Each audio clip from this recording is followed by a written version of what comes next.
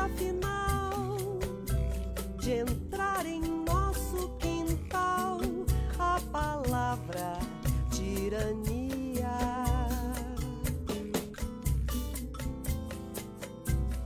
Pegue o tambor e o ganzá, vamos pra rua gritar a palavra utopia. E se acontecer afinal de entrar em nosso quintal a palavra tirania,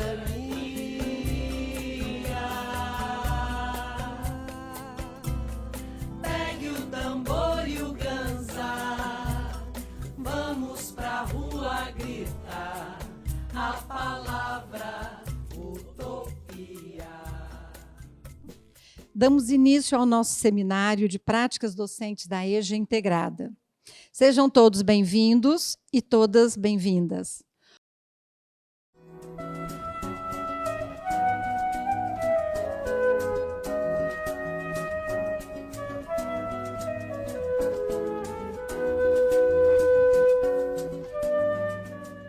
Fernanda Rodrigues Neves Renhous, coordenadora municipal de Educação de Jovens e Adultos em Domingos Martins. A história da EJA, aqui no nosso município, tem início na década de 90, quando se constatou o alto índice de analfabetos de pessoas que estavam fora da escola e em idade de estar na escola, por questões de trabalho, questões culturais e até mesmo religiosas.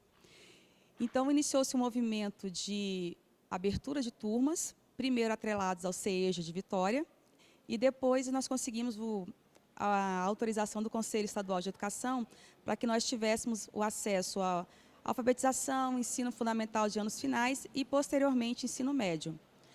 Os nossos estudantes, eles têm acesso à escola quinta-feira à noite e sábado pela manhã. Na quinta-feira à noite, a gente acaba recebendo mais estudantes aqui da SES, do entorno da escola, e aos finais de semana, nós temos a chegada dos estudantes realmente do campo. Eles vêm com transportes do distrito de Aracê, de Ponto Alto, de Melgaço e também da região de Alto Tijuco Preto. E esse transporte ao longo da BR vem trazendo estudantes, inclusive, de outros municípios. Nossos estudantes eles têm aqui acesso a dois momentos diferentes. O primeiro momento, eles tiram dúvidas em relação ao conteúdo que eles já devem ter estudado previamente em casa, e depois nós temos um momento de provas. Então, as disciplinas elas estão divididas por séries e essas séries estão divididas por módulos. A EJAFIC, ela chega para a gente como um grande presente, porque foi uma forma da gente atrelar o ensino profissional à educação de jovens e adultos. Quando a gente fala de turismo, de hospedagem, é a cara do nosso município, porque a gente tem uma grande gama de instituições de serviços voltados para o turismo, para o agroturismo, turismo familiar. Então, esse curso é uma forma que a gente tem de agregar à EJA essa educação profissional. E para a gente está sendo uma experiência fantástica.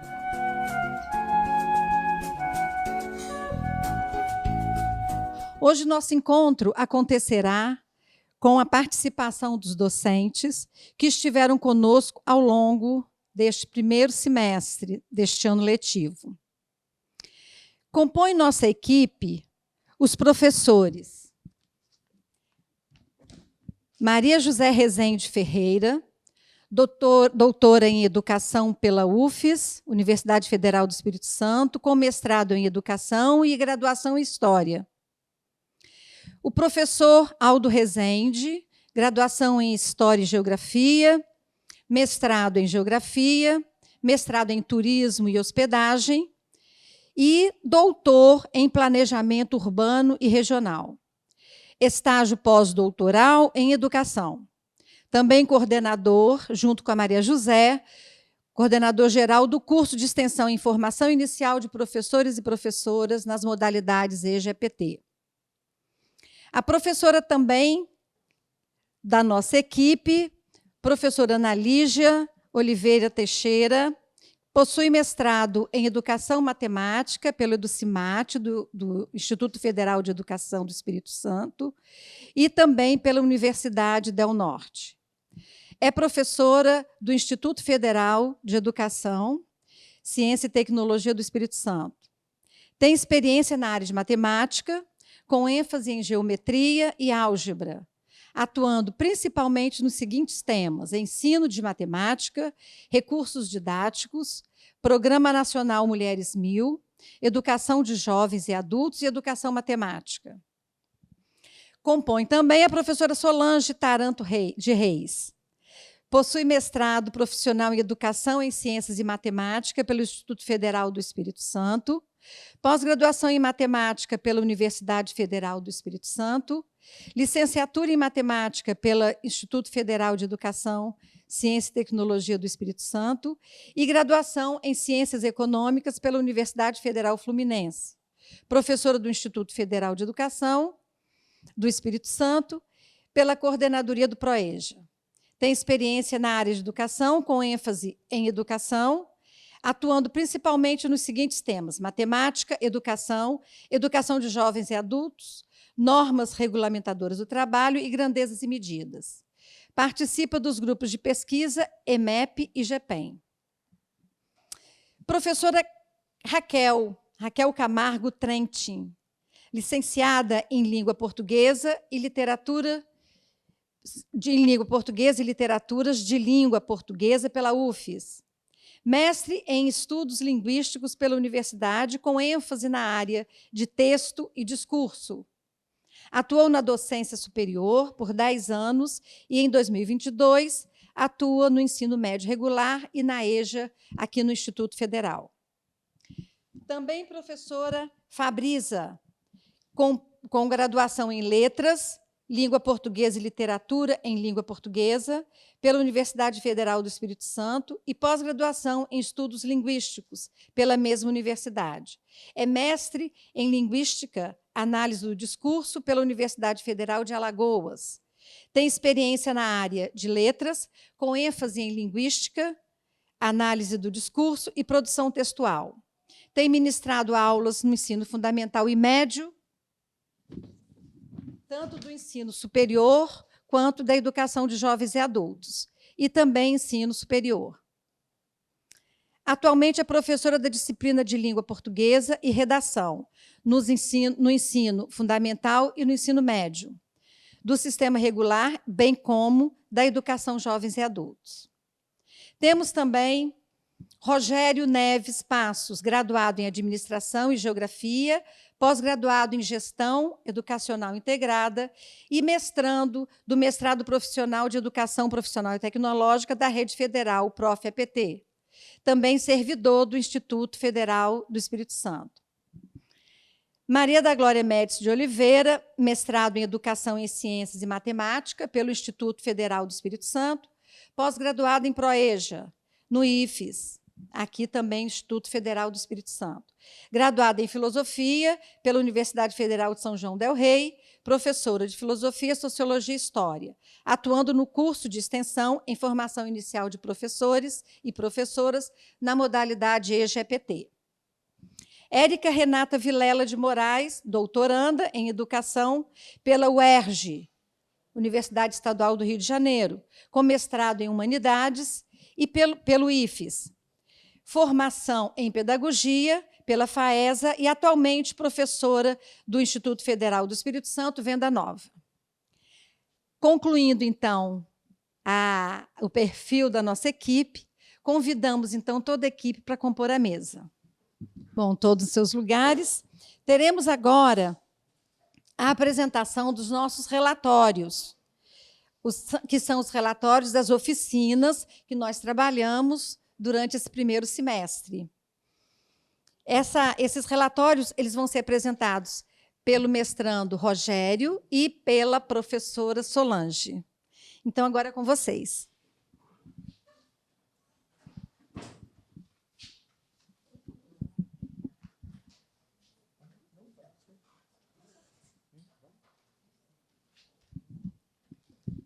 Passa ali, para cá. Vocês estão enxergando aqui? Tranquilo? Estão me escutando? Peraí. Senão eu piso no celular aqui no chão. Não, então lá. Gente, boa noite a todos e a todas, né? Aqui nós vamos apresentar, seriam as oficinas que nós fizemos lá em Domingos Martins e como foi essa interação com os estudantes. Tá? Vamos lá. Essa aqui é a escola, né, que é a Mariano Ferreira de Nazaré. Ela fica lá no centro de Domingos Martins, onde os estudantes eles vão para lá participar de aulas de educação de jovens e adultos e alguns sábados eles fazem umas oficinas conosco, que é desse programa que a gente está participando. Então, assim, esse foi o nosso primeiro encontro, né, que ele foi chamado numa dinâmica Cosme e Damião, que apresente o seu colega. Como é que foi essa dinâmica? Os estudantes eles chegam na sala de aula, eles recebem um papelzinho, cada um com o nome de um bicho. E eles tinham que achar a dupla desse bicho. Então, por exemplo, se eu tivesse pego cobra e o Rogério cobra, a gente ia ter que sentar juntos, conversar, um contar um pouco da vida do outro, né? E depois de 5 minutos, as pessoas iam lá para frente, o Rogério me apresentava e eu apresentava o Rogério. A gente gostaria de ver como foi essa experiência com os colegas. É importante contextualizar, né, que essa experiência ela foi apresentada como proposta de integração, né, dos estudantes da EJA Fundamental do município de Domingos Martins, uma vez que o formato da proposta da EJA no município é modular. Então, os estudantes praticamente só se relacionam dentro dos ônibus, porque eles moram em vários distritos, né, dispersos pelo município, e eles se encontram apenas ou durante o intervalo, na hora da merenda escolar, ou mesmo durante o processo de transporte da escola para os seus distritos. E, na verdade, eles não têm muita relação um com os outros, né? Uma relação construída, socialmente construída. Pensou-se, então, nessa dinâmica para buscar a coesão da turma, né, e garantir ali uma certa construção de relações interessantes que pudessem dar conta de corresponder à nossa expectativa, né, de proposta voltada para a formação humana desses estudantes. Eu não sei se algum colega poderia estar complementando, mas, inicialmente, a contextualização era importante.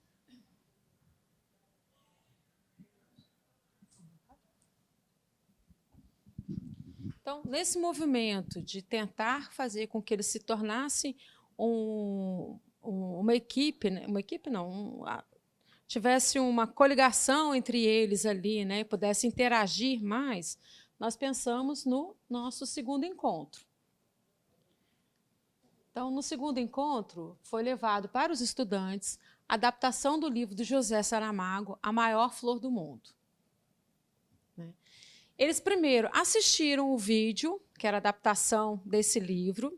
Após assistir esse vídeo, nós fizemos uma discussão sobre o que é virtudes. Então, você já começa a ter uma interação entre os estudantes, que vale ressaltar ali que a grande maioria, como foi falado pelo professor Aldo, eles vivem em lugares distantes, né? Alguns são descendentes de pomerano que falam pomerano entre eles. Eles não conversam em português com os outros, entre eles. Eles conversam em pomerano e têm assim, dificuldade de se relacionar com os outros estudantes. Então, a gente já começa a ver uma interação maior entre eles ali, a discussão sobre virtudes. Depois de assistir esse vídeo, discutir sobre as virtudes, né, relacionando isso ao curso deles, que é de hospedagem, turismo, nós partimos para uma outra atividade. Pedimos para que os estudantes fizessem um desenho no papel do que era importante, o que era significativo para eles, né? E, ao fazer esses desenhos, cada um, vocês podem ver ali, fizeram os desenhos, depois nós pegamos do que era, ou o desenho, ou a palavra que eles achavam que era importante, fizemos uma exposição na sala de aula, como vocês podem ver ali em cima, né? Pode passar, Rogério. Depois de ter essa exposição desses desenhos, os estudantes foram convidados a olhar esse desenho com mais calma, pegar um desenho ou uma escrita que não era sua, observá-la de maneiras diferentes. Então, eles puderam olhar para cima, para baixo, para o lado, inverter a posição e receber o convite receber uma ordem de colocar o desenho no chão e, em seguida, pisar nesse desenho. Aí, os colegas, ao receberem essa ordem, eles pisaram no desenho. Vamos lá. E, após terem pisado no desenho, a gente vai para um momento de reflexão sobre essa ação, né? Porque eles estavam pisando no desenho de outra pessoa, no sonho do que era importante para o outro, né? E aí a gente faz um momento de compartilhar, né? Eles trocarem essa experiência, o que foi pisar no desenho, no sonho de outro, o que foi receber seu sonho pisado, né? E ali a gente faz um diálogo com os estudantes sobre isso. Algum colega quer comentar como foi? Ou as impressões que tiveram sobre aquilo ali? Se vocês não, eu vou. O que a gente viu ali? Nessa situação específica, quando eles recebem o comando de pisar, né, eles não refletem que aquilo ali era um sonho do outro colega. Eles simplesmente receberam uma ordem e executaram a ordem. Pisaram. Mas quando eles foram, depois que eles pisaram no desenho do outro e foi fazer a troca do desenho, ele recebeu o desenho dele pisado, aí começaram a ter reflexão. Primeiro, eu recebi uma ordem e executei sem pensar. Será que isso é importante para a minha vida? Sempre executar, responder às ordens, os comandos, ou eu preciso refletir aquele comando que eu recebo, né? A gente tem que pensar nas nossas consequências, né? Dos nossos atos. E outra, como foi assim, como eles receberam o desenho pisado, eles se sentiram assim, como se alguém tivesse pisado no próprio sonho, além da questão da ordem. Mas em momento algum ali, como vocês podem ver nas fotos, por mais que tenha recebido a ordem, ter recebido o pisado, não teve o constrangimento de eu chegar para a pessoa e falar assim, olha, eu pisei no seu desenho, não gostei que você pisou no meu desenho, teve discussão? Não, foi um momento de aprendizado ali, de pensar nas coisas, nas ordens que a gente recebe. Será que toda ordem que a gente recebe, a gente é obrigado a executar? Ou a gente não pode questionar aquela ordem, né? E pensar também nas nossas ações com o outro, né? Pensar assim, como que eu vou conversar com uma outra pessoa, que maneira que eu posso conversar com ela, né? Pensar nessas coisas. Quer falar alguma coisa, Angélica? Não? Então... Aí, depois dessa ação, nós partimos para o terceiro encontro, que foi pensar uma oficina, que aí vem as oficinas específicas de matemática, de português, de filosofia, pensando nessa situação toda que surgiu ali. Então, a nossa primeira oficina foi a oficina de matemática e fotografia. Como que ela foi planejada, essa oficina? No primeiro momento, a gente pensou em discutir qual era assim, a primeira representação de uma fotografia. Né? Como que surgiu a fotografia? A gente conhece assim, as sombras, né? Que as pessoas elas veem as sombras, imaginam as coisas. Então, pensar assim, na nossa imaginação. A sombra foi pensada como a primeira representação de uma imagem, que aí depois, pela história, eles começaram a fazer o quê? Os desenhos nas paredes. Depois vem surgir as pinturas, né? Depois a fotografia. Essa foi a ideia que a gente trabalhou. Então, no primeiro momento, foi trabalhar a imagem, a projeção da sombra, o que aquilo representava, aquela sombra, e que matemática que está por trás daquilo ali. Então, por exemplo, se eu quero projetar uma sombra na parede, se essa sombra ela tem que ser mais nítida do que eu quero, mais representativo do real, ela tem que chegar mais próximo. Quanto mais eu me afasto, mais distorcida ela fica, né? Vai ficando gigante, vai se transformando num monstro, né? Numa outra figura que a gente, de repente, não conhece. Pode passar. Depois de trabalhar essa questão da matemática sem trabalhar com números, né? Porque você vai só distanciamento, você aproxima ou você distancia, você tem um distanciamento daquilo ali. Nós pensamos fazer uma redução dos monumentos turísticos, que foi o quê? Trabalhar conteúdos matemáticos como razão, proporção, unidades de medida, né? Então, o que foi pensado? Pensamos em monumentos turísticos, trouxemos o tamanho real desse monumento turístico e trouxemos monumento em miniatura. E pensar como que seria essa relação. Por que aquela miniatura tem aquele tamanho? Ela representa realmente a figura original, pensa assim, no Cristo Redentor lá, e eu tenho uma miniatura do Cristo, ela pode ser feita de qualquer jeito? Não, ela tem que pensar nas suas devidas proporções, qual é o tamanho do olho, né, o tamanho da mão, porque senão ela fica distorcida e deixa de ser o Cristo Redentor. E isso daí nós trabalhamos na matemática, dentro da sala de aula com as unidades de medida. Ana, quer falar alguma coisa? Então, vamos dar continuidade aqui. Então, na verdade, o que acontece?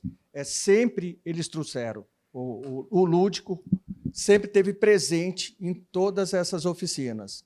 Isso foi muito importante. Ela é professora de matemática e, quando ela trouxe, é interessante que trouxe o turismo para dentro da aula de matemática. Quando ela trouxe o Cristo Redentor, a Torre Eiffel, a escultura de Congonhas, Congonhas do Campo, né? As esculturas, você trouxe a história junto da matemática e também trouxe o turismo. Então, o turismo, o lúdico sempre esteve presente. Então, o que acontece? Na aula anterior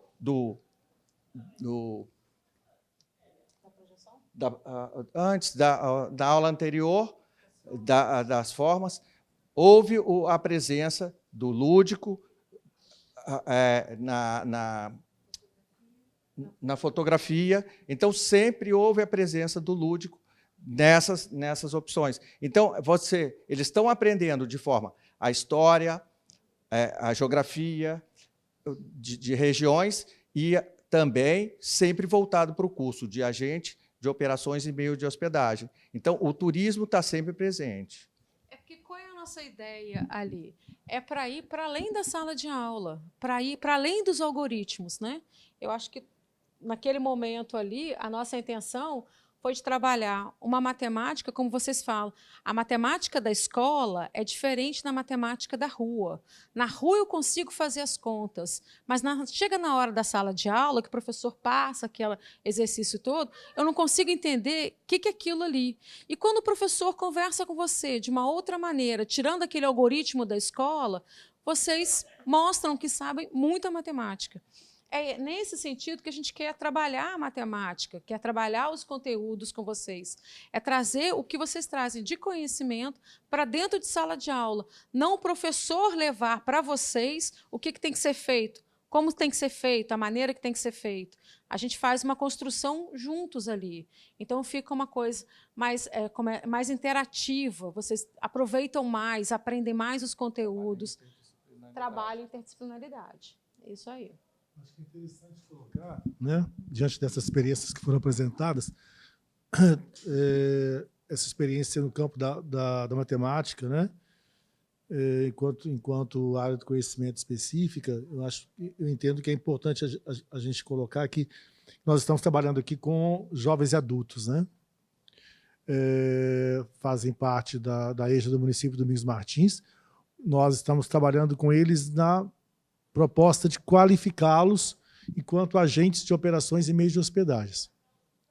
Daí vocês imaginam, né, um grande desafio nosso em dar conta de chegar no município, pessoas que não nos conheciam, nós também não conhecíamos esses estudantes, e tentar superar a ideia de que nós caímos lá de paraquedas, para dizer o que tem que ser feito, e, ao contrário disso, termos fôlego para poder construir uma proposta educativa que desse conta não de nos impor diante deles, mas sim de, juntamente com eles, construir uma proposta diferenciada de produção do conhecimento.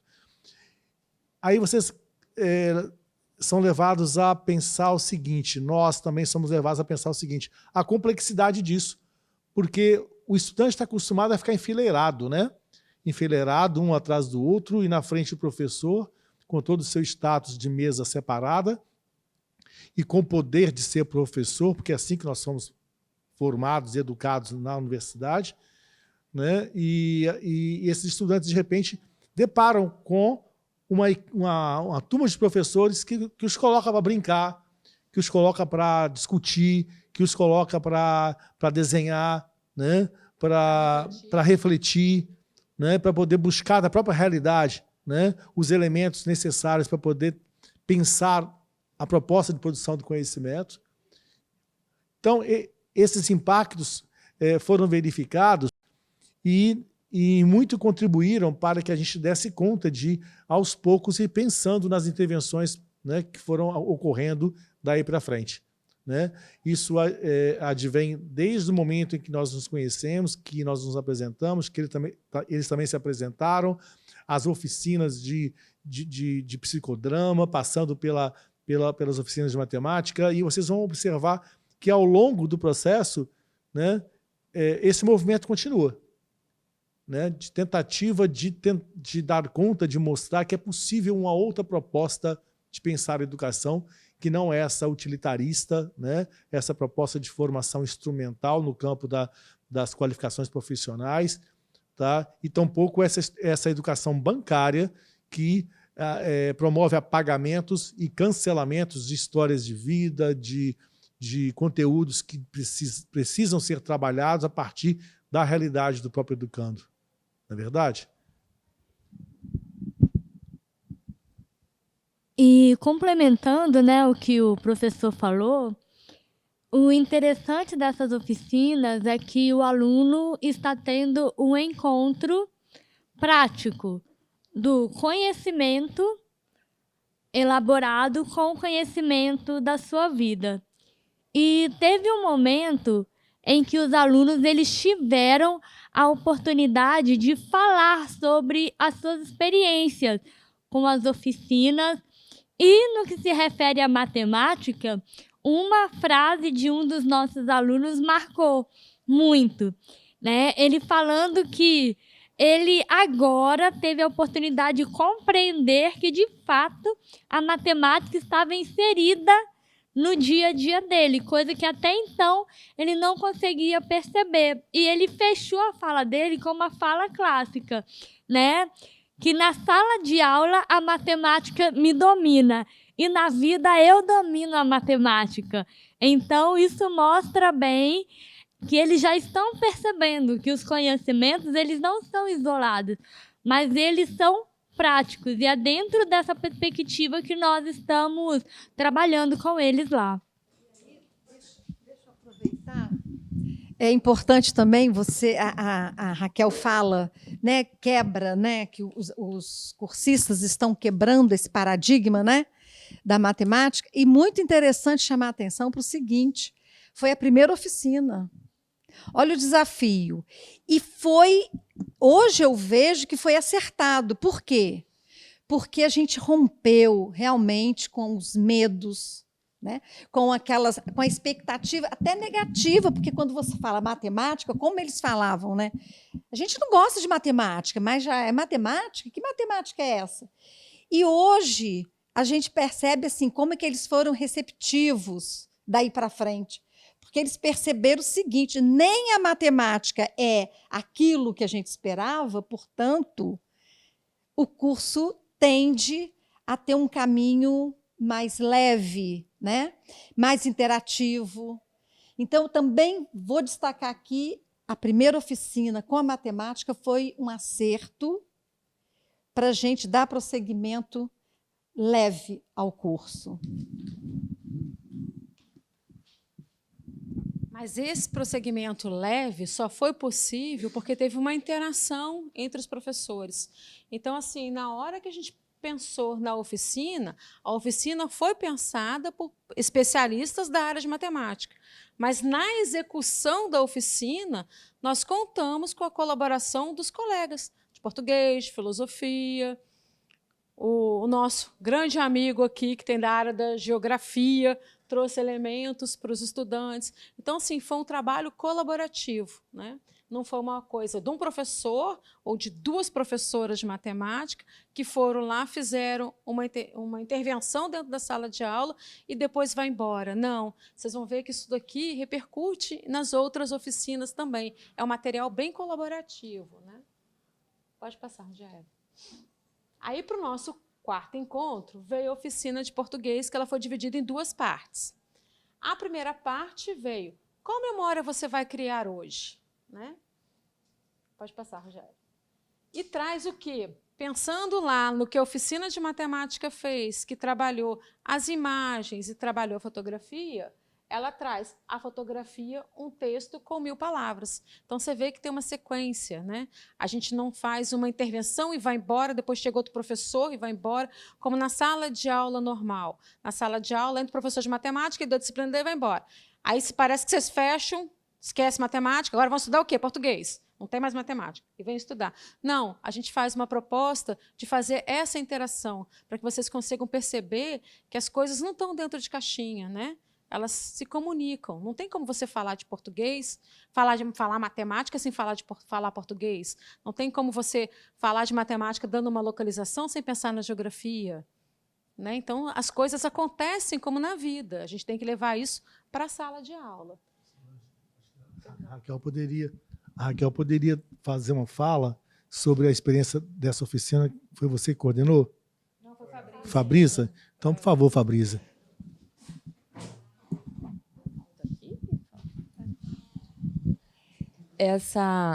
Na verdade, essa oficina é bem interessante. Pode? Essa oficina é interessante porque, assim como a oficina de matemática foi construída a partir dessas outras linguagens, este quarto encontro foi uma culminância, porque português estava sendo trabalhado desde o primeiro encontro. Porque se a gente pensa que aquela atividade com os nomes dos bichos, aquilo era texto. Era um texto não verbal. E eu precisava conhecer os textos dos colegas para perceber qual era o texto que estava de acordo com o meu. Quando chega no vídeo, o vídeo é um tipo de texto, é uma linguagem diferente. Quando precisaram desenhar a respeito do sonho. Então, eu produzo um texto não verbal relacionado ao meu sonho e depois eu interpreto o sonho do meu colega. Eu interpreto um texto não verbal que representa o texto do meu colega. Então, quando nós chegamos nessa quarta oficina, a linguagem, que é mais ampla do que o português, ela já vinha sendo trabalhada desde o primeiro encontro. E a gente chega ali para trabalhar o português como um tipo de linguagem, não único, né, mas um tipo de linguagem. O que reforça isso da sala de aula voltada para o cotidiano, porque no cotidiano a gente não tem só o português como um tipo de linguagem. Então fica a escola trabalhando gramática, regra, mas a nossa vida não é assim. No nosso cotidiano, as regras gramaticais, elas não dão conta de tudo. Eu tenho o meu gesto, eu tenho o meu olhar, eu tenho outros tipos de linguagem que são tão importantes quanto a gramática. E a escola tradicional fica fechada, né? Saber português é saber regra gramatical. E aí acaba espantando muitos alunos. E o que a gente pretendeu com essa oficina foi mostrar isso. Né? A linguagem vai além. Então, por isso que os temas discutidos foram nessa área. Diferença entre língua e fala, texto verbal e não verbal. Pensa, texto verbal e não verbal já estava sendo discutido em todas as oficinas. Na fotografia, na matemática, né? Nos pontos turísticos, imagem e texto. E volta, né? Novamente.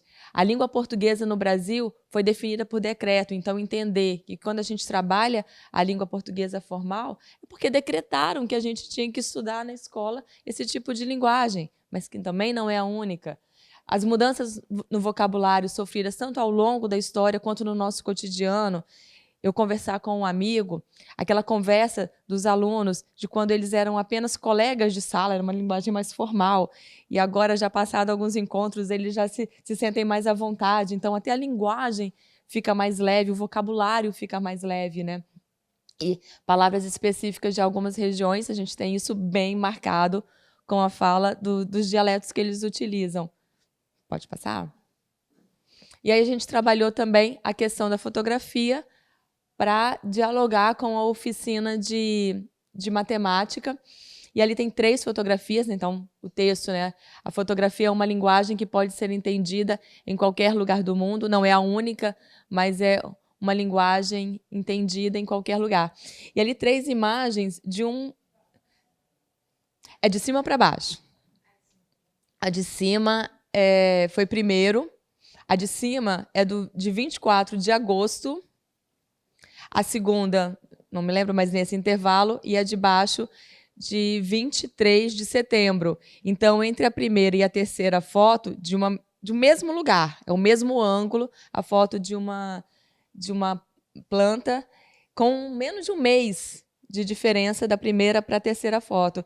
Então, a gente vê que em menos de um mês, o quanto um elemento pode mudar. Então, se eu preciso fazer uma descrição, eu preciso saber em que momento que eu vou fazer uma descrição, né? Porque no dia 24 de agosto, eu descreveria é uma planta seca, sem graça, sem vida.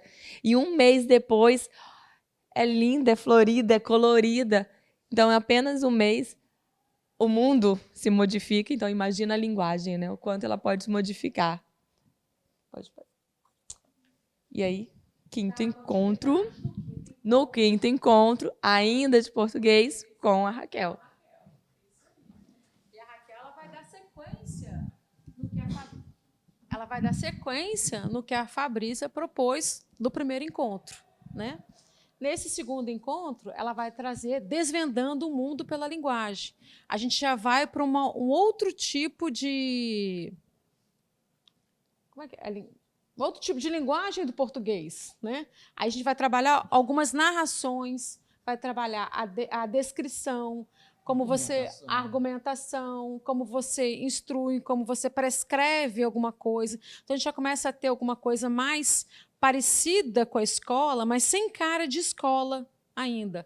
Por quê? Porque a gente faz isso no nosso dia a dia. A gente, quando vai conversar com alguém, a professora Raquel vai explicar que a gente faz o quê?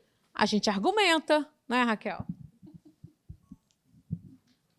E é interessante porque desde sempre nós estávamos trabalhando o conceito de texto com eles, né?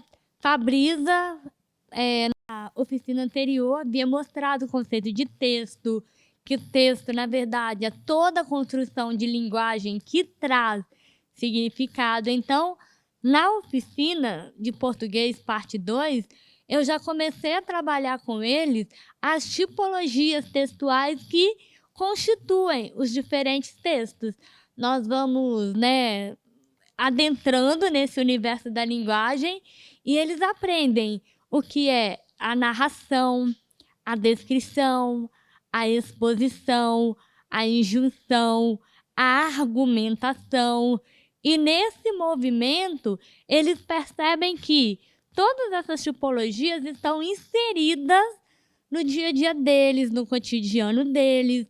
E para que isso ficasse mais claro, nós fizemos uma dinâmica com a turma. Após eles aprenderem esses conceitos, nós distribuímos para cada um deles um assunto, um tópico geral e uma tipologia.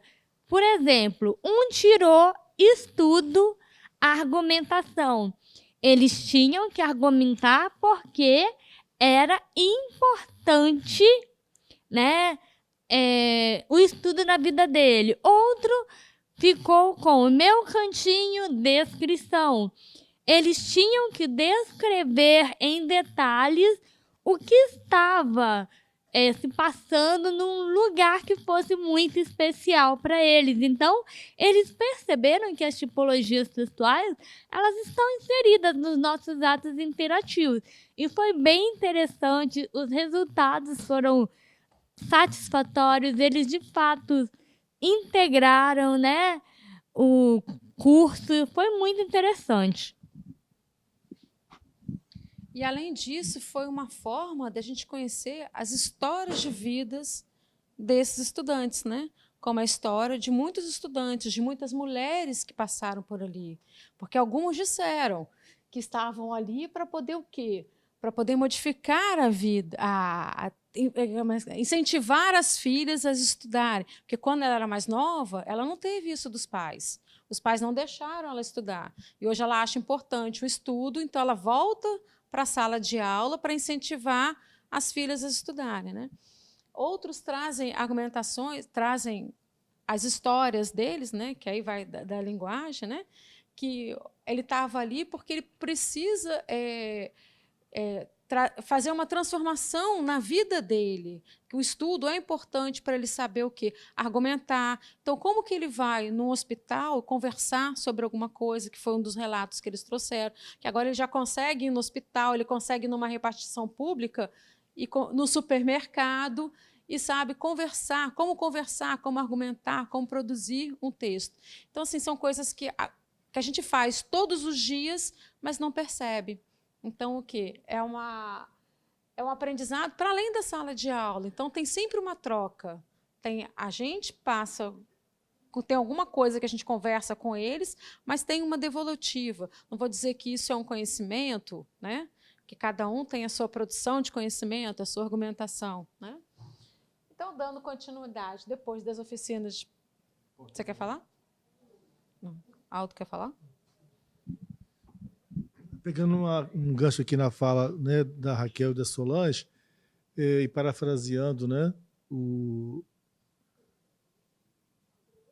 patrão da educação, né, brasileira, o professor Paulo Freire, é preciso que a gente reafirme que abre aspas, é nesse sentido que ensinar não é transferir conhecimentos, conteúdos, nem formar é a ação pela qual um sujeito criador dá forma, estilo ou alma a um corpo indeciso e acomodado. Não há docência sem discência.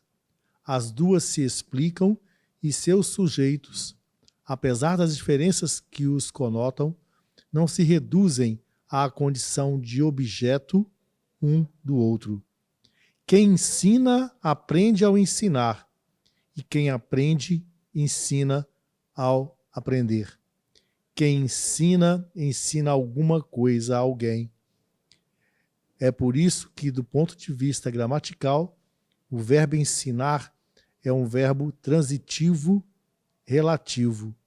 Verbo que pede um objeto direto, alguma coisa, e um objeto indireto a alguém. Do ponto de vista democrático, em que me situo, Paulo Freire, mas também do ponto de vista da radicalidade metafísica, em que me coloco e de que decorro minha compreensão do homem e da mulher como seres históricos e inacabados, e sobre que se funda a minha inteligência do processo de conhecer. Ensinar é algo mais do que um verbo transitivo relativo. Ensinar inexiste sem aprender e vice-versa. E foi aprendendo socialmente que, historicamente, mulheres e homens descobriram que era possível ensinar. Fecha aspas, essa fala de Paulo Freire, ela nos leva, né, a repensar as nossas práticas docentes nessas oficinas que nós desenvolvemos junto aos estudantes da EJA de Domingos Martins, e quando a gente proporciona a eles, né, condições de refletirem a própria realidade. Né? Nós não fomos para lá com tudo pronto e acabado. Nós não fomos para lá apenas para dizer, olha, o conteúdo é esse, decorem isso, tá? Porque vocês vão fazer provas sobre isso, e quem for bem-sucedido tira nota boa, quem não for fica com nota ruim.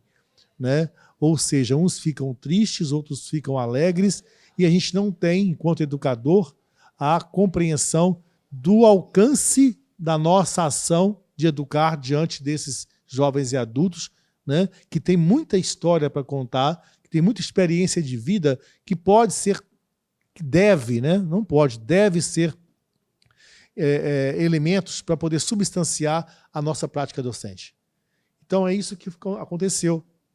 Aconteceu nas oficinas que até agora foram apresentadas, de forma bem interessante, onde o lúdico atravessa como forma de suavizar, de dar leveza ao processo de produção do conhecimento, né, para que da simplicidade os jovens e adultos deem conta de que eles são sujeitos, né, ativos no processo da produção do conhecimento, né, e não apenas aqueles sujeitos passivos que apenas recebem conteúdos a eles empurrados, sem dar conta de compreender e tão pouco apreender sobre aquilo que lhes é repassado de forma verticalizada e muitas vezes autoritária. Eu não sei se vocês concordam, mas eu consegui perceber nessa fala de Freire o que a gente está buscando fazer lá em Domingos Martins com os jovens da educação de jovens e adultos do município. Sim. O complemento que eu faço, Aldo, já que você provocou, é que das nossas avaliações pós-oficina, isso tem aparecido. Como que a gente aprende com eles, com as turmas? Como a gente tem, até em se tratando de metodologia, né? Porque as nossas alternativas, né, que a gente tem usado, né, elas estão tendo um reflexo e voltando para a gente mesmo. E isso vai se completando nas oficinas seguintes. E a gente tem visto isso, é um comentário nosso. Por várias vezes a gente parou, depois das oficinas, em pequenas reuniões, para a gente falar sobre isso, né? E é interessante que quando a gente inicia uma relação com esses estudantes, na perspectiva de que nós também vamos aprender com eles, né, e não apenas ensinar, aí nós propomos, por exemplo, um questionário, né, uma pesquisa diagnóstica para conhecer a vida desse estudante, quem ele é, de onde ele veio, quais são seus sonhos, né, o que ele pensa do mundo e da vida. Então, quando a gente propõe isso, o estudante até fica assustado. Poxa, para que ele quer saber isso da minha vida? Né? Eu estou aqui para aprender matemática, português, geografia, história. Eu não estou aqui para falar da minha vida para ninguém. Né? Aí, mais curioso ainda é quando você coloca numa roda de conversa para cada um falar, né, um pouco da sua história.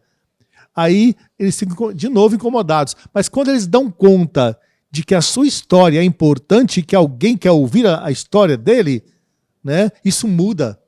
Isso muda porque a interação acontece de forma fluida, de forma elegante, leve, né?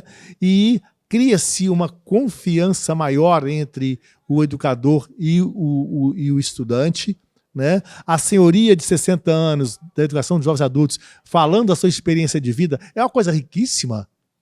Né? O senhorio, né, que trabalha na área da construção civil, quando ele consegue fazer relações do que ele faz no cotidiano da vida de pedreiro ou de servente de pedreiro com os cálculos da matemática, né? Aí ele passa a ser o professor, né, numa relação de igual com o professor que fez a universidade, onde ele, pedreiro, não conseguiu chegar.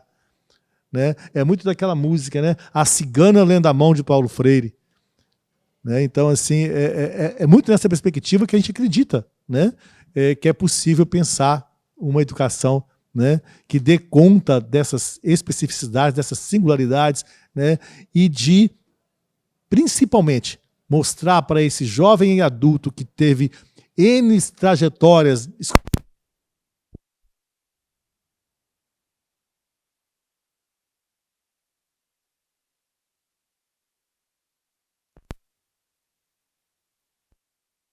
prática educativa é uma necessidade urgente para que essa escola passe a ter sentido na vida, não só do estudante, como nossa vida também.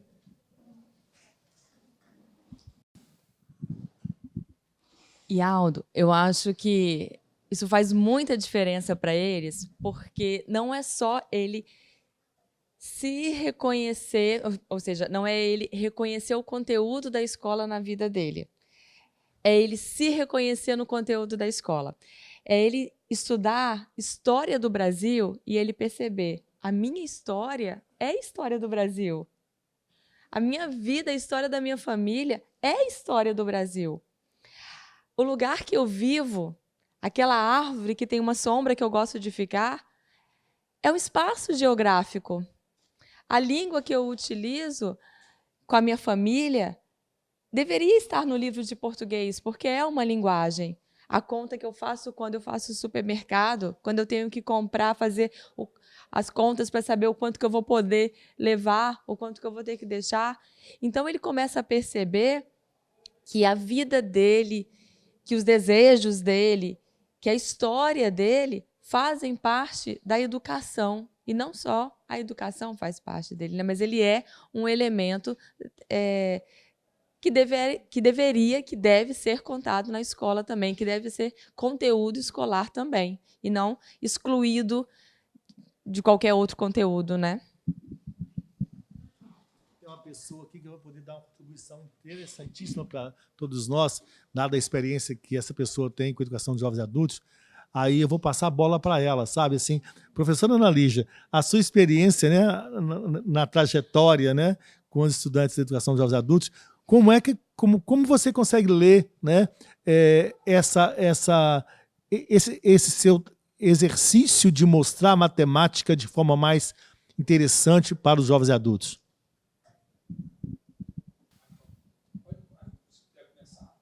A minha leitura é a seguinte: trabalhar com a educação de jovens e adultos, como o Aldo colocou bem ali sobre a fala do Paulo Freire, né, a gente precisa, né, buscar uma forma de incentivar esse aluno, que para mim resume em tudo isso.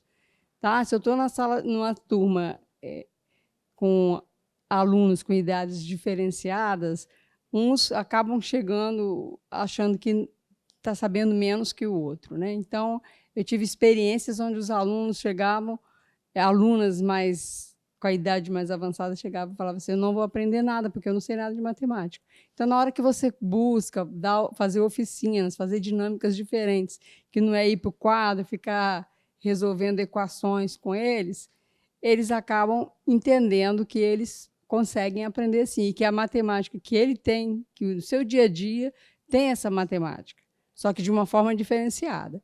Então, a minha leitura é que a gente precisa estar fazendo isso realmente com os alunos, é o que a gente tem buscado, né, desde que comecei a trabalhar com a educação de jovens e adultos, que foi um dia desses, né, pouco tempo. E, dessa forma, o aluno se sente mais motivado. Tá? Ele consegue enxergar que ele conhece, ele lida com a matemática todo dia. E é assim que a gente pode, a gente vê que o aluno está preparado, a gente consegue fazer uma sistematização e mostrar para ele aquela matemática que o outro colega está vendo, aquele aluno da sala de aula do regular está vendo uma equação, mas o meu aluno não está vendo, mas, na verdade, ele está vendo de outra forma. A gente procura fazer uma sistematização para ele poder entender, né, que é a mesma matemática, e também para ele poder buscar conseguir, né, vencer as avaliações fora da escola, né, que muitos vão prestar concurso, fazer provas para outras atividades, né? Então, eu vejo que a gente pode fazer isso e motiva mais o aluno. E aquele aluno que tem também na sala de aula, que está mais motivado, ou que está sabendo, teve a oportunidade de estudar mais, ele acaba ajudando o colega e conhecendo a matemática que o colega vê, que o colega convive, né? E acabam interagindo e acabam entendendo e não vão desanimar. Tá? Não desanimam, porque se você estiver trabalhando com o aluno de uma forma muito diferenciada, ele pode, eu vou sair daqui e vou para outro lugar. Não, ele vem e consegue entender o cotidiano do seu colega, a matemática que o seu colega vê no dia a dia e fazer uma ligação com aquele que já estudou. Inclusive, aprender até mais, né? Ter uma percepção maior do qual é o conhecimento que ele tem. Tá?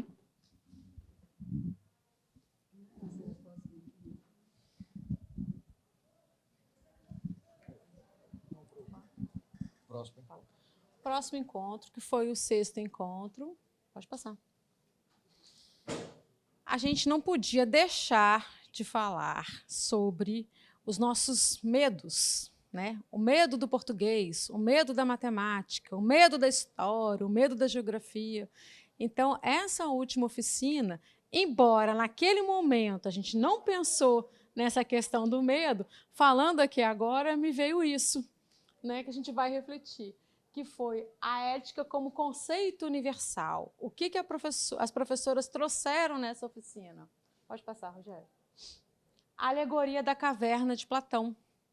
Elas trazem a questão da linguagem, de histórias de quadrinhos, né? Então, a gente vem remetindo o que a gente pensa lá na matemática, nas imagens, né? O português com a sua linguagem. A história em quadrinho tem uma linguagem também específica para tratar de um assunto que, às vezes, é tão difícil para um aluno entender, que é a questão da alegoria da caverna de Platão. Foi uma versão de Maurício de Souza. Então, nisso daí a gente trabalha quais foram os nossos medos, os medos do português, o medo na matemática. Será que isso é importante? Como trazer isso para dentro da sala de aula? Como discutir essas questões? Que esses medos, esses mitos vão vir na fala dos estudantes. Mas antes de trazer essas falas, a professora ainda trabalha uma outra relação com os estudantes, né? Trazendo aquela questão dos desenhos, né? De você representar, de outros tipos de linguagem. Ela traz o desenho coisas que motivam, situações que podem ser consideradas as nossas cavernas. Então, vocês vão ver que isso vai ser representado nos desenhos e depois nas falas que a gente traz. Deixa eu só fazer uma questão aqui. Eu acho interessante que quando se propõe a fazer esse movimento de expressão, né, individual das suas cavernas, né, a partir da leitura do mito da caverna de Platão, eu acho interessante essa iniciativa. Aí a professora, o que te levou o que levou você e a professora Érica a tomar essa iniciativa no sentido de fazer com que esses estudantes expressassem, tivessem um espaço para expressar quais são suas cavernas? A gente está muito acostumado, como vocês falaram também, de ficar na parte teórica.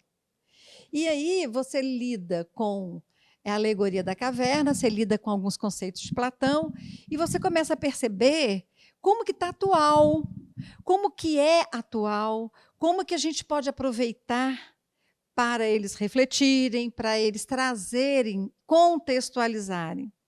E quando a gente foi... Por que a gente escolheu o mito da caverna? Porque a gente já vinha numa construção desde o primeiro texto. O primeiro texto que o professor Aldo trabalhou, Viver ou Ser Vivido. E ali chamou a atenção. Ali eu percebi, nós percebemos, né, Érica, que ali a gente poderia partir. Mas como partir? Aí vem a matemática e trabalha com as sombras, com a fotografia. Olha só como é que vai se construindo isso. Quando chegamos no português, elas dão continuidade também a narrativas e vão falar em formas de linguagem. E o mito da caverna é uma forma de linguagem para expressar aquilo que Platão percebe no mundo enquanto conhecimento, um mundo cheio de conhecimento, cheio de luz, né?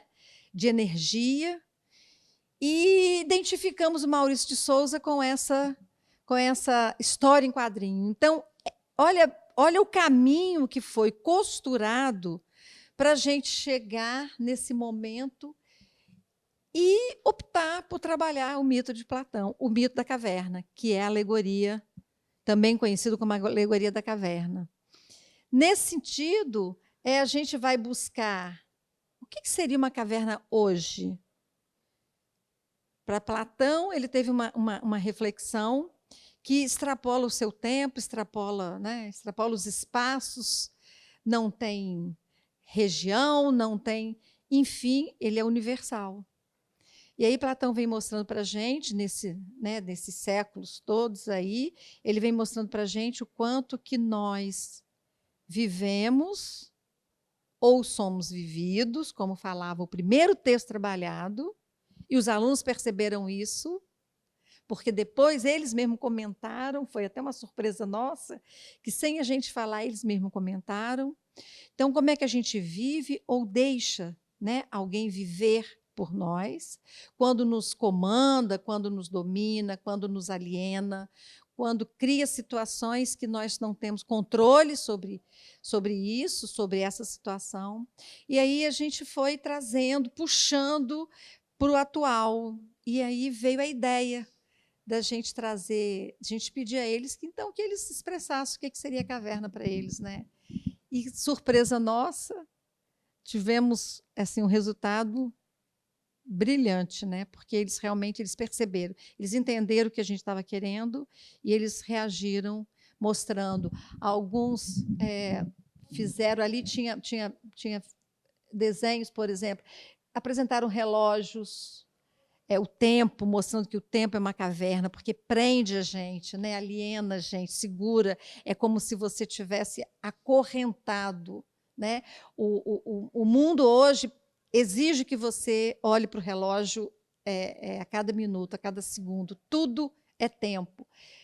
Concluíram também que a família, às vezes, tem aqueles momentos, as mulheres falaram muito isso, né? Por serem cerceadas, por um histórico mesmo, né? de ser deixada de lado ou ser desvalorizadas. Então, elas também deram esse depoimento, muitas vezes, não só a família em casa com os pais, mas quando casam com seus maridos também. Enfim, a gente conseguiu remetê-los ao cotidiano deles, ao mundo deles, trazer, então, Platão nos dias atuais. E para a gente foi muito, muito interessante. E vamos continuar, porque tem mais, né? Isso que você trouxe da caverna para a atualidade, eles trouxeram a questão do celular. O quanto tempo, além do relógio, quanto tempo a gente perde olhando coisas no celular, né? Informações que, às vezes, são informações que a gente chama hoje em dia de fake news. E eles continuam repassando, porque eles vivem dentro de uma caverna. Eles trazem isso para a gente, né? Que antigamente a gente tinha isso na questão da televisão. Hoje em dia a gente tem isso com o celular. Então, assim, foi bastante interessante de ver essa relação. Quanto é importante, que informação, que texto que está sendo produzido ali, qual é a minha interpretação sobre aquele texto, até onde eu posso passar ou segurar, né? Até onde eu recebo aquele comando e o que eu faço com aquele comando, né? Quando a gente recebe uma mensagem, é um comando, assim, mande para não sei quantas pessoas. Será que eu posso mandar isso para todo mundo? Então, eles trazem isso nas reflexões, né? E faz a gente pensar o que é a nossa caverna, o que a gente está, para que professor que a gente quer ser, que aluno que a gente quer formar, né? Que estudante, que sociedade que a gente quer viver, né? E depois, finalizando, eles puderam experimentar o mito da caverna. Como é que foi feita essa proposta, essa dinâmica? Eles foram convidados, alguns alunos foram convidados a sair da caverna, que era a sala de aula, e para um outro espaço, fazer uma observação. Naquele espaço que eles estavam olhando para um quadro, que é a figura de baixo. Eles tinham que observar aquele quadro, depois voltar para dentro da caverna, que era a sala de aula, e contar o que eles viram lá fora para os demais estudantes. E nisso a gente tem várias percepções dos alunos, vários textos foram produzidos naquele momento ali. Por ter uma aproximação, aquilo ali era uma pintura, né, Glória, de fora do país, e quando eles olham para aquilo ali, remete-se ao lugar onde eles vivem, que é ali em Domingos Martins, o casario, as portas altas. Então, a gente vê assim, a influência de outras culturas dentro da nossa cultura. Eles trazem isso. Então, quando eles começaram a relatar os jogos ali, eles acharam que eles estavam numa rua de Domingos Martins. E não era em outro lugar. Vocês querem compartilhar um pouquinho dessa experiência? Eu acho que foi bem interessante isso daí. O que trouxe para a gente assim, muita satisfação foi o fato de você mostrar para eles, a equipe que saiu para ver, ela viu e reproduziu na fala para os demais estudantes em sala de aula. E os estudantes criaram uma imagem. Cada um fez a sua imagem mental.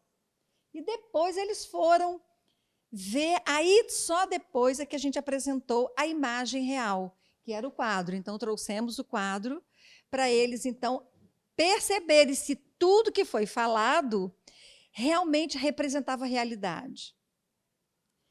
E não representava, na grande maioria não representava. Podia até se aproximar, mas não representava. Então, para a gente mostrar que o mundo real ele está posto, mas nem sempre ele consegue ser observado, percebido na sua integridade, né?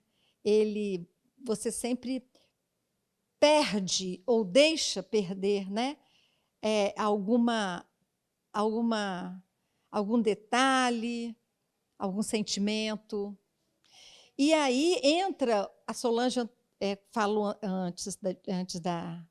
não antes da hora, viu, Solange, mas você colocou muito bem, a gente então traz à tona a questão de você estar se deixando viver, olha o texto voltando primeiro, se deixando viver pelo olhar dos outros e não pelo seu.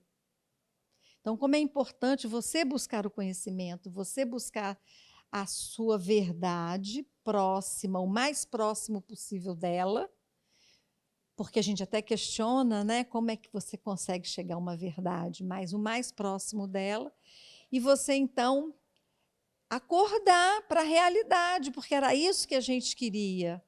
Né? Vamos acordar, olha, o mundo está aí, mas eu preciso ler esse mundo e não deixar alguém lê-lo por mim.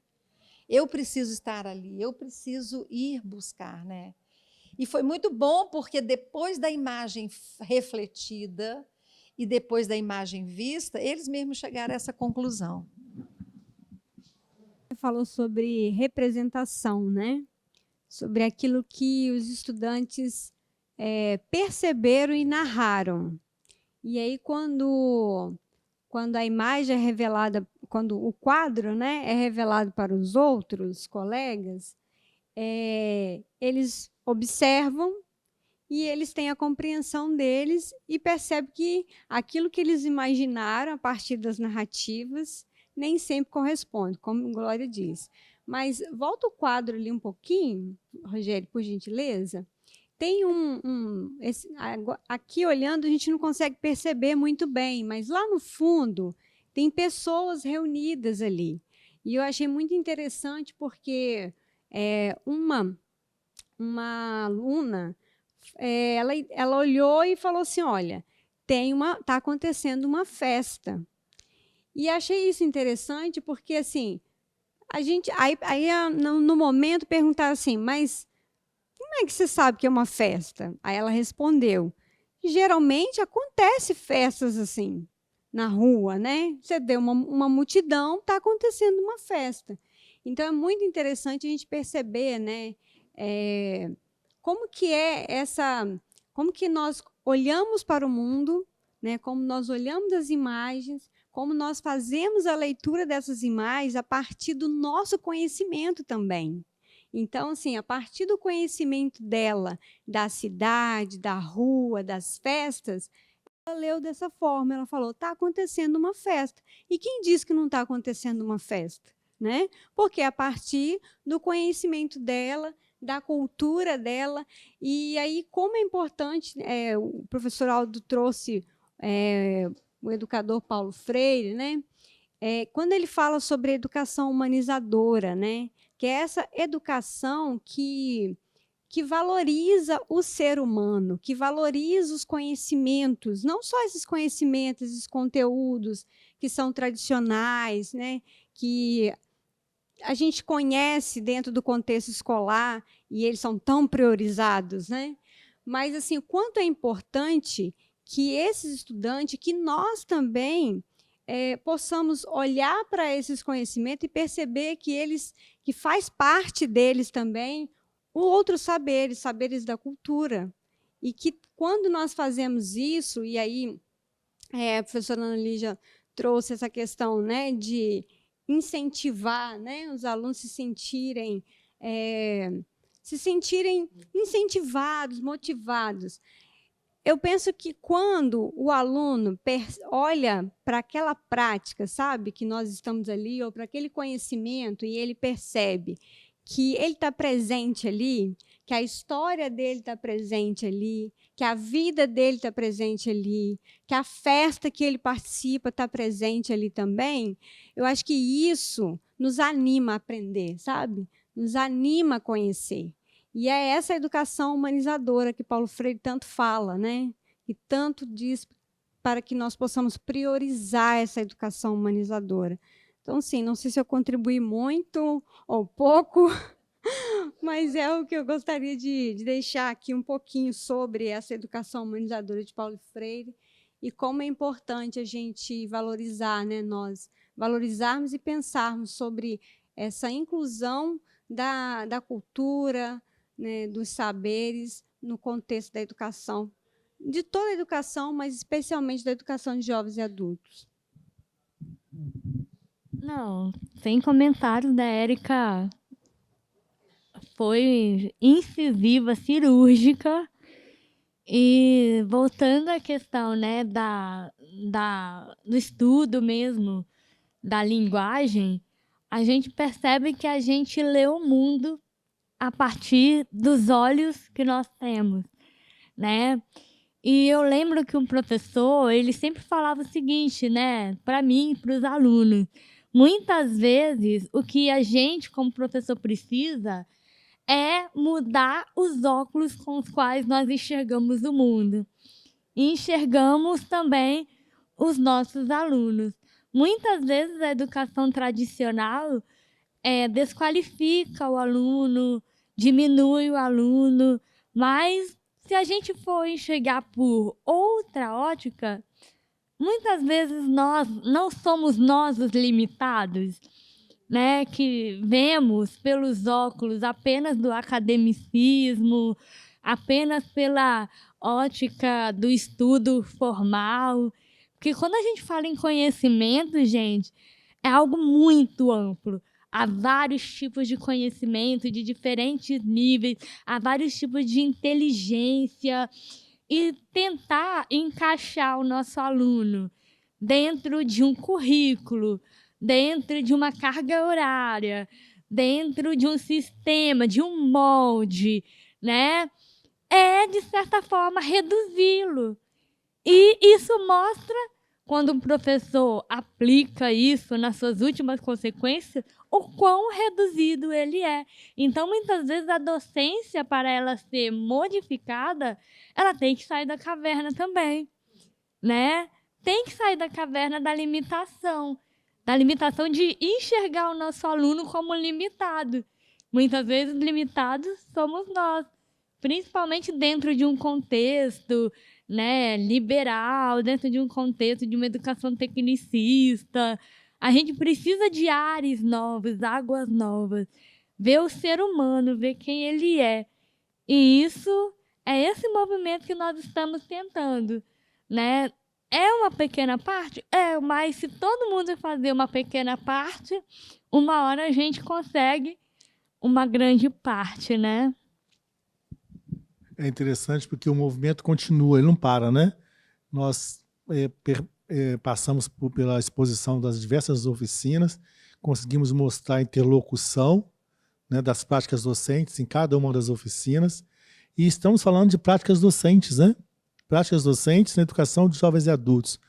E a organicidade dessas práticas, na perspectiva gramsciana, né, a proposta do comprometimento ético-político de nós educadores, numa perspectiva da atuação efetiva do intelectual orgânico, ela se mostra, né, presente, tá, de forma bem sutil nesses movimentos que nós acabamos dando conta, né, da grandiosidade desse movimento, né, em sua trajetória.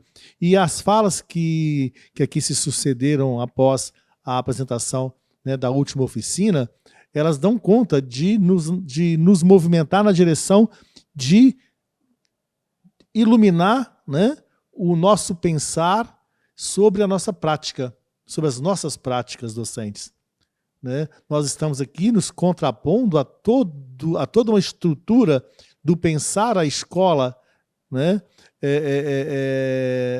enquanto caverna, né, a escola interessada, a escola que é pensada e formatada na perspectiva da classe dominante, né, que de forma hegemônica controla toda a estrutura e nos impõe, até mesmo nos condiciona, né, essa é a palavra mais apropriada, a agir de acordo com os ditames que a estrutura, né, é moldada, né, e é imposta. E quando a gente busca subverter, a gente está de fato demonstrando que é possível pensar uma outra escola, pensar um outro projeto de formação no campo da educação escolar, né, a partir da própria realidade do estudante. E especificamente no campo da educação de jovens e adultos, né, o nosso compromisso ético-político é muito maior ainda, porque são milhões de jovens e adultos que não tiveram, né, a oportunidade de ter acesso à educação escolar, né, e de se realizar enquanto pessoa a partir da educação escolar. Tá? Então, se contrapor a essa estrutura de escola é justamente mostrar que é possível, sim, numa perspectiva da praxis em Gramsci, né, não apenas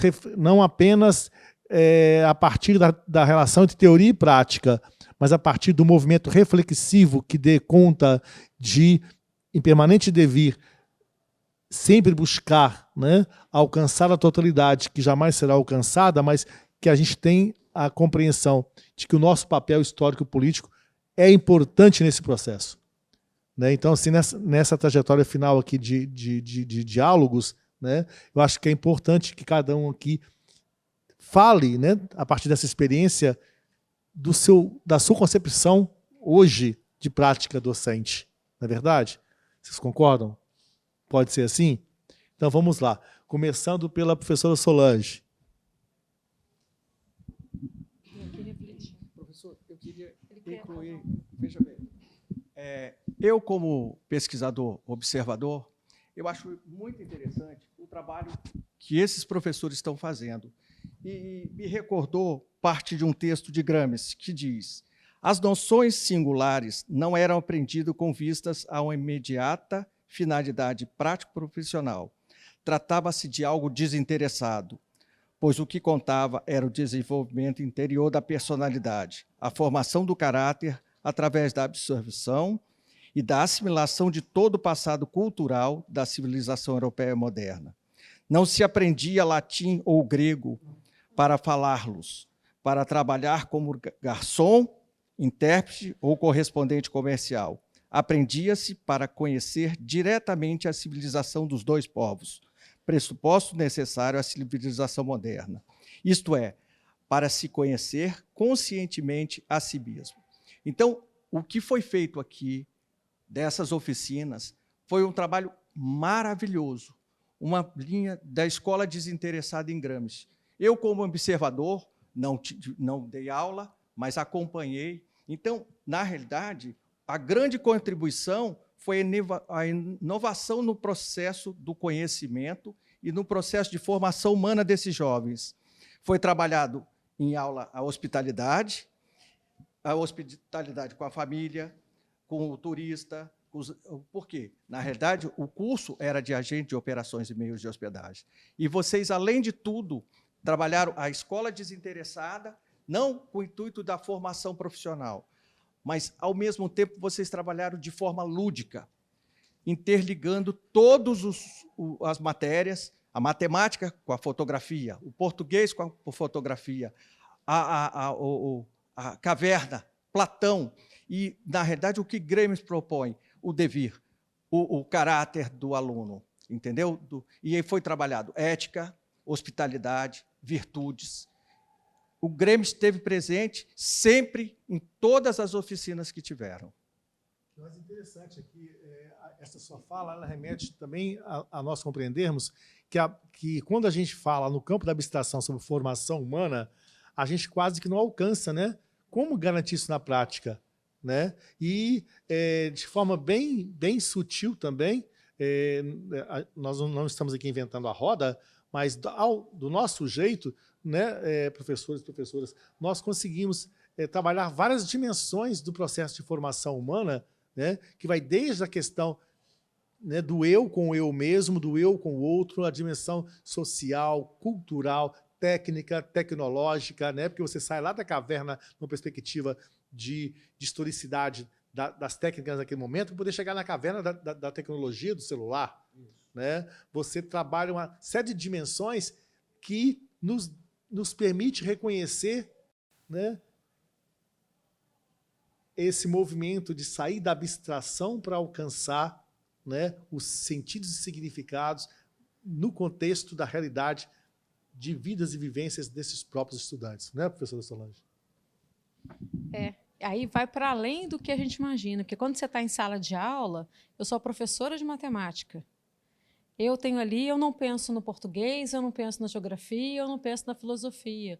E nesse movimento que nós fizemos, nessa construção dessas oficinas, que foi colaborativa, que o Rogério fala que ele foi observador, ele não foi só observador, ele participou, ele interagiu, ele traz todo esse cabedal de conhecimento que ele tem sobre aquela região, ele traz para a gente com um olhar diferente que eu não tinha como professora de matemática. Então, eu saio da minha zona de conforto dali e vou fazer um movimento que eu não tinha antes, né? Que é pensar numa oficina de matemática, você pensando ali do conhecimento, né? De trazer a matemática dali para um grupo, para um curso de hospedagem, turismo, eu acho que foi para além daquilo. Foi para uma formação humana, uma formação integral. A gente foi além do curso de hospedagem e turismo durante esse movimento. E saímos da nossa caixinha. Né? Participamos, realmente fizemos uma coisa que todos os documentos oficiais falam para a gente, que a gente lê, a questão interdisciplinar, e a gente não trabalha isso. E nesse movimento nós fizemos isso. Embora, assim, foi feito, não foi intencional, ela foi construída ao longo, e a gente realmente fez um trabalho interdisciplinar. Eu fiquei muito feliz com esse movimento que nós fizemos. Excelente, Solange. Vamos convidar agora a professora Ana Lígia a fazer uma síntese, né, sobre a prática docente, né, nessa experiência de educação de jovens e adultos, relacionada ao curso FIC de Agentes de Operações e Meios de Hospedagens, que nós oferecemos lá para os estudantes da cidade de Domingos Martins, aqui no Espírito Santo. Professora, depois a senhora, por favor, passa para os demais colegas, para poder a gente sair, né, para o movimento de encerramento, e vamos deixar a professora Glória lá para o finalzinho, para ela poder dar conta de respirar um pouquinho, né? Então, assim, sobre a prática docente, né, a partir do que nós recapitulamos aqui, como a senhora consegue expressar a sua compreensão?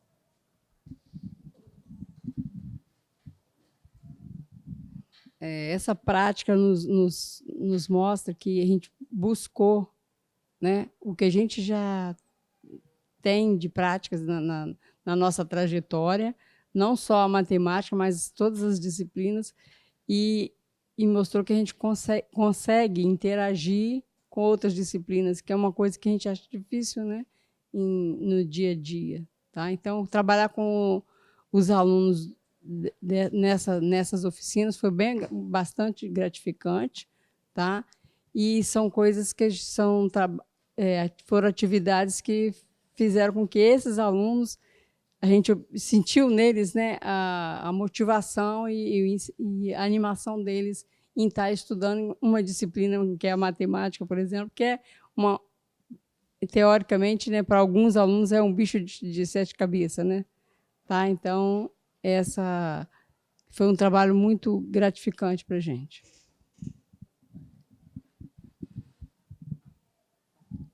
Sou eu? Vai passar assim? Então, voltando aqui em Paulo Freire novamente, né, quando ele fala da educação humanizadora, uma das questões centrais dessa educação humanizadora é o diálogo. E nesses momentos que nós vivemos e compartilhamos juntos, o diálogo foi sempre presente. Então, assim, seria impossível nós construirmos atividades e propostas e até pensarmos, né? Quando a professora Glória falou, respondeu a questão, né? Como que nós pensamos em trabalhar com o mito da caverna? Não foi simplesmente do nada, né? Como ela disse, foi uma construção a partir da nossa vivência e participação, e ouvindo, e dialogando, e refletindo sobre aquilo que nós conhecemos sobre o mito da caverna, que nós pensamos nessas duas oficinas. Então, assim, essa questão do diálogo, nessa perspectiva da educação humanizadora, para mim ela é central e foi indispensável para esses momentos que nós vivenciamos aqui.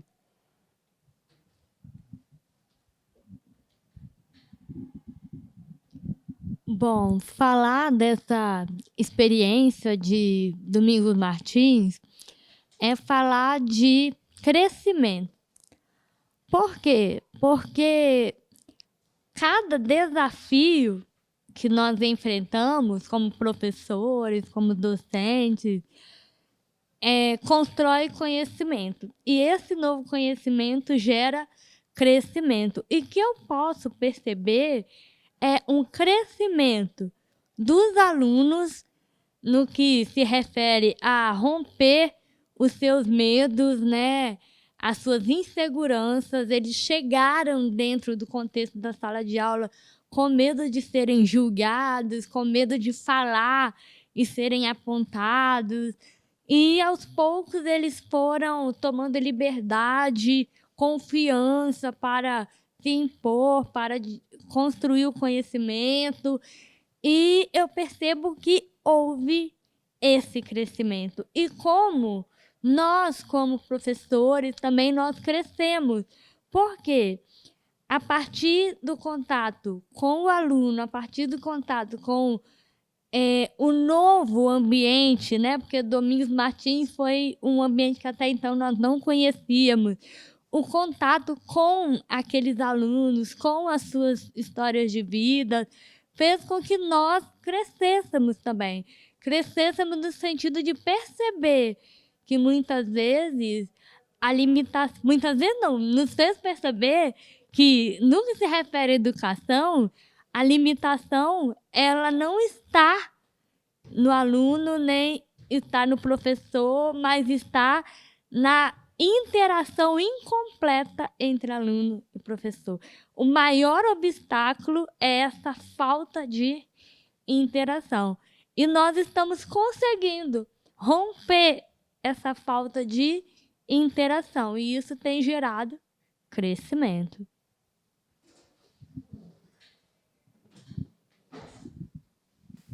É tudo tão... A gente vai se reconhecendo nas falas dos colegas, né? Nossa, é verdade. Nossa, isso é verdade. Assim, tem 2 pontos que me chamam muito a atenção. O primeiro ponto é que a gente, tratando, né, de hospedagem e querendo trabalhar os alunos no sentido de eles vão receber pessoas de fora da comunidade, de fora da região, e essas pessoas têm que se sentir acolhidas na região, mas, antes de tudo, eles precisam se sentir acolhidos no próprio espaço. Então, para que o outro se sinta aceito, é preciso que cada aluno que passou por nós naquelas oficinas, que ele se reconheça como parte integrante daquele espaço ali também. E não como alguém que está ali só ocupando um lugar, mas integrado àquele ambiente. E, em relação à prática docente, o que me chamou muita atenção durante as oficinas e agora aqui, ouvindo os colegas, me chamou ainda mais atenção, foi o fato de que a gente fala muito que o aluno tem que perceber a interdisciplinaridade, né? Ele tem que entender que a aula de história está relacionada com a geografia, mas como ele vai entender isso se a escola não faz isso? Né? Se a escola traz os conteúdos todos separados, e como é que esse aluno vai enxergar? E nós fizemos isso, né? A gente foi trabalhando de maneira interdisciplinar. Muito. E então a gente percebe que, para o aluno entender que os conteúdos são interdisciplinares, a escola precisa ser verdadeiramente interdisciplinar. e não só no documento, e não só na teoria, e não só na prática. Na prática, a escola precisa ser assim, interdisciplinar. Bom, e aí a gente tem uma bela surpresa. Esse encontro desse grupo, que eu já falei antes, não foi por acaso que a gente se reuniu. Alguma coisa de muito rico e comum a gente tinha. A gente tem essa afinidade. Essa afinidade, eu acho que é ela que está dando o tom dessa costura. E eu acho que, e aí eu digo assim, eu quase afirmo, a experiência nossa está curta, né? A gente precisa aprimorar mais. Mas eu quase afirmo que o princípio disso que nós estamos fazendo foi essa unidade nossa, esse desprendimento. A gente não teve medo de se juntar, de discutir, a gente não teve receio e nem medo de se colocar para outros professores, ou a minha aula é essa, o meu saber é esse. A gente se abriu de imediato. Então, não foi por acaso que a gente está aqui. E quando vocês falam de interdisciplinaridade, eu não paro por aí. Eu acho que a gente fez muito mais do que isso. A interdisciplinaridade e a transdisciplinaridade, elas conseguem ficar num outro campo. E aí eu vou reservar esse campo, porque é muito daquilo que a gente vinha fazendo, até numa combinação de 2 professores, no máximo 3, e sem muita amarração das nossas disciplinas. Eu vi, e aí vem a minha experiência, né, com esse grupo, eu vi que a gente foi além. Eu vi que as nossas... ao nos dispormos de participar de tudo ao mesmo tempo, olha só, a gente se desprendeu tanto que a gente participou de todas as aulas, de todas as oficinas. A gente se reuniu antes, a gente se reunia depois. Olha só que ganho, foi um ganho extraordinário. Talvez Freire, vivo, Freire gostaria de participar também desse momento. Porque a gente fala muito nele, e ele está presente, né, o tempo inteiro, porque essa escola humanizadora a gente não pode perder de vista.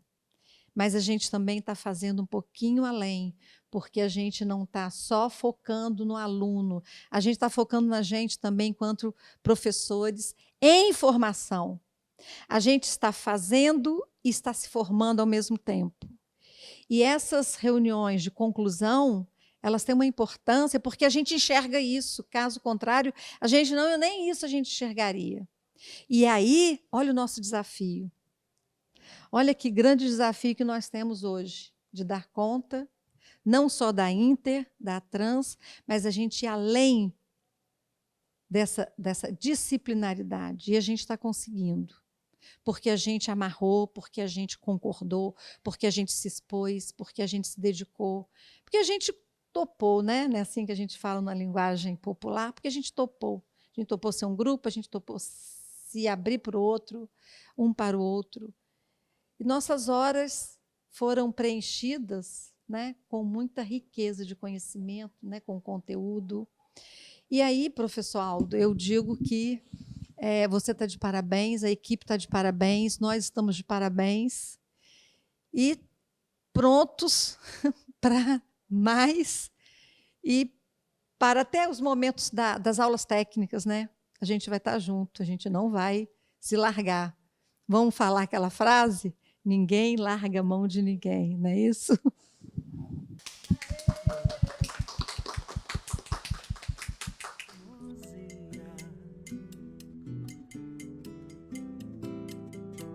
Se acontecer afinal de entrar em nosso quintal a palavra tirania, pegue o tambor e o ganzá, vamos pra rua gritar.